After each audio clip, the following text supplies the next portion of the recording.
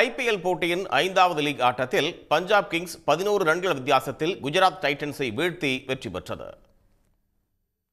அகமதாபாத் மைதானத்தில் நடந்த போட்டியில் முதலில் பேட் செய்த பஞ்சாப் அணி 20 ஓவர்கள் முடிவில் 243 ரன்கள் குவித்தது. 9 சிக்சர் 5 பவுண்டரிகளை விளாசிய அணியின் கேப்டன் ஸ்ரேயாஸ் ஐயர் 97 ரன்களுடன் கடைசி வரை களத்தில் நின்றார்.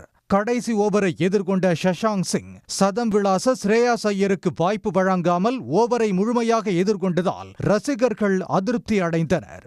பின்னர் 244 ரன்கள் எடுத்தால் வெற்றி என்ற இமாலய இலக்கை துரத்திய குஜராத் அணியும் ஓவருக்கு 10 ரன் ரேட்டுக்கு மேலாக ரன் குவிப்பில் ஈடுபட்டது. இதனால் இரு அணிகளுக்கும் வெற்றி வாய்ப்பு ஏற்பட்டதால் போட்டியில் பரபரப்பு தொற்றிக் கொண்டது.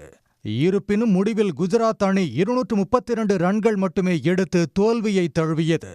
சதத்தை நெருங்கிய ஸ்ரேயாஸ் ஐயருக்கு ஸ்ட்ரைக் வழங்காதது குறித்து போட்டிக்கு பிறகு பேசிய ஷஷாங்க் சிங் தமது சதத்தை பற்றி கவலையின்றி அதிரடியாக ரன் குவிப்பில் ஈடுபடுமாறு அவர் கூறியதாகவும் இதன் மூலம் சுதந்திரமாக விளையாட முடிந்ததாகவும் தெரிவித்தார். இன்று நடைபெறும் போட்டியில் நடப்பு சாம்பியன் கொல்கத்தா, ராஜஸ்தான் அணிகள் மோத உள்ளன. இரு அணிகளும் தங்கள் முதல் போட்டியில் தோல்வியை சந்தித்ததால் இன்றைய போட்டியின் மூலம் முதல் வெற்றி யாருக்கு என்ற எதிர்பார்ப்பு எழுந்துள்ளது. உடனுக்குடன் செய்திகளை தெரிந்து கொள்ள சன் நியூஸ் பெல் ஐகானை கிளிக் பண்ணுங்க.